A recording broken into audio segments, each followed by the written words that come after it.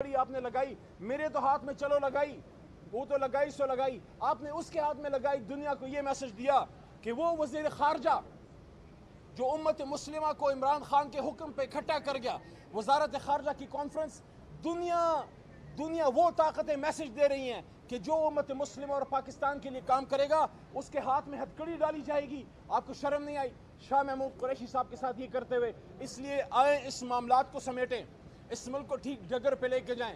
اس لڑائی سے کچھ نہیں ہاتھ آئے گا۔ عمران خان صاحب کو گولیاں مار دیں، جیل میں ڈال دیا، 300 دنوں سے جیل میں رکھا ہے، کیا اس کو 1 انچ ہٹا سکے؟ محرم کا مہینہ ہے، عمران خان نے اسی ہفتے جمعہ کے دن جب یہ بات کی، عمران خان صاحب نے اس نے کہا کہ میں وقت کے یزید کے سامنے نہیں جھکوں گا، اور انہوں نے یہ بھی کہا، عمران خان صاحب نے مجھے کہا کہ بتاؤ آپ پاکستانیوں کو کہ میں یہ کہتا ہوں کہ غلامی کی زندگی سے آزادی کی موت بہتر ہے۔ تو اس لیے ملک کو ٹھیک کرنا چاہتے ہو، سب سے پہلے اپنی سوچ کو ٹھیک کرو۔ ملک کو ٹھیک کرنا چاہتے ہو نا، سوچ کو ٹھیک کرو۔ عمران خان صاحب کو باہر لے کے آؤ، ہمیں ہمارا مینڈیٹ واپس دو، پھر دیکھو یہ قوم کیسے آگے جاتی ہے۔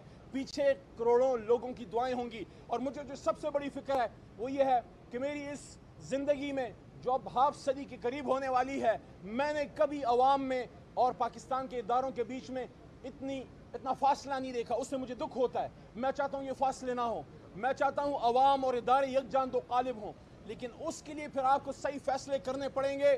اس کے لیے عوام کے مینڈیٹ کے سامنے سر تسلیم خم کرنا پڑے گا۔ اور آخری نقطہ یہ ہے، کوئی بھی آئے، عوام کی پسند سے کوئی بھی آئے، عمران خان صاحب آئیں، میاں صاحب آئیں، زرداری صاحب آئیں، وہ اس ملک کے خلاف تو کام نہیں کر سکتے، تو پھر آپ کس چیز سے ڈرتے ہیں؟ عوام کی مرضی سے حکومت آنے دیں، بننے دیں، بیٹھنے دیں۔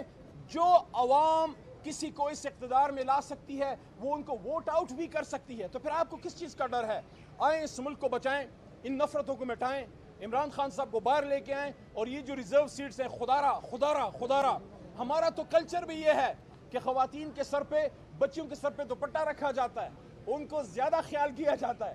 آپ اس پہ مقدمہ ہو رہا ہے کہ کیا خواتین کو ان کا حق دیا جائے یا نہیں؟ دیکھیں، نون لیگ کو ان کا حق مل چکا، پیپل پارٹی کو مل چکا، جمعیت کو مل چکا، تمام جماعتوں کو مل چکا، اب حق ہمارا ہے۔ آپ ہمارا حق، ہماری بچیوں، بیٹیوں کا، خواتین اور مائنورٹیز کا حق ان کو کیسے دے سکتے ہیں؟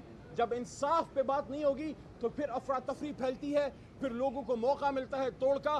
اس وقت اگر آپ ملک کو مضبوط کرنا چاہتے ہو، یہ لال مالی میرے ساتھ کھڑا ہے، یہ سندھ سے عمران خان صاحب کا سپاہی ہے، یہ کھڑا ہے، یہ مصیبتیں برداشت کر رہا ہے، یہ سندھ میں دیکھ رہا ہے جو اس کے ساتھ ہو رہا ہے۔ میرا نقطہ یہ ہے کہ اگر آپ چاہتے ہو انویسٹمنٹ اس ملک میں آئے، اگر آپ چاہتے ہو اس ملک میں خوشحالی آئے، اگر آپ چاہتے ہو یہاں لا اینڈ آرڈر مضبوط ہو، پولیٹیکل سٹیبلٹی چاہیے، اگر پولیٹیکل سٹیبلٹی چاہیے تو آپ مجھے بتائیں، 2/3 اکثریت جس جماعت کے پاس ہے اس کو فارم 47 کا وار کر کے آپ کیا پولیٹیکلی آج تک کسی کو فارغ کیا جا سکا؟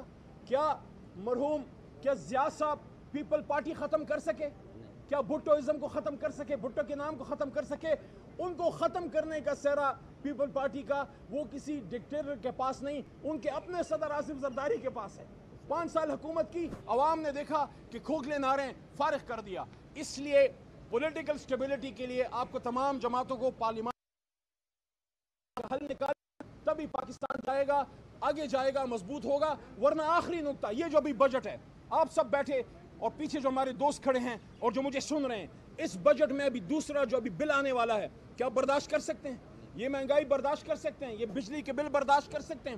کیا یہ ملک ایک لا الہ الا اللہ کے نام پہ بنا ملک، کیا یہ IMF کی ڈکٹیشن کے لیے بنا تھا؟ کیا یہ IMF کی غلامی کے لیے بنا تھا؟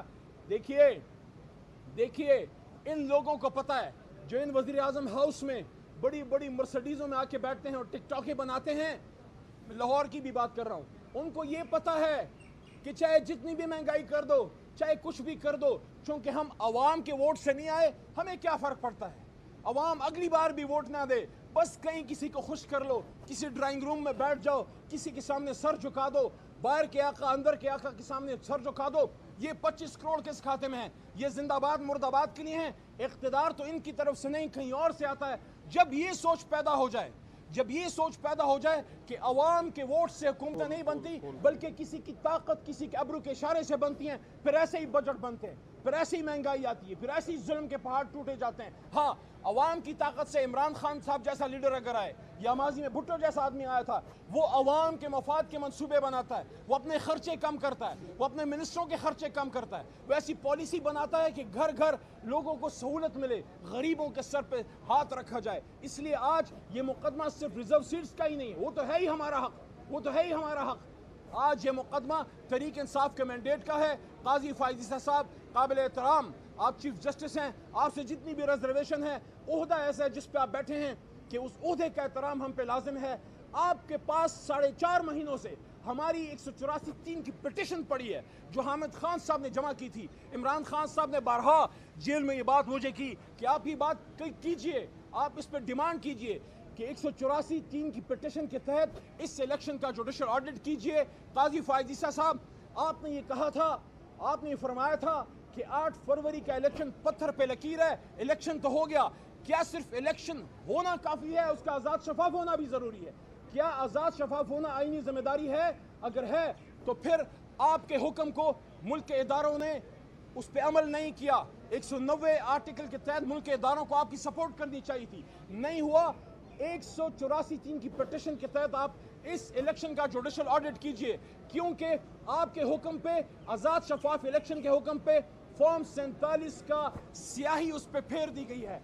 इसलिए दोबारा आखिरी बात, इमरान खान को रिहा कीजिए, हमें हमारा मैंडेट वापस कीजिए, ख़वातीन को उनका हक दीजिए, माइनॉरिटीज़ को उनका हक दीजिए, जुल्म मत कीजिए. पाकिस्तान इंसाफ के लिए बना था, इंसाफ पे चलाओगे तो ये मुल्क चलेगा, नहीं चलाओगे तो इसी तरह दर दर हम भीख मांगेंगे. और आज तो हम में कोई भीख भी देने के लिए तैयार नहीं है. ये हमारी हालत है.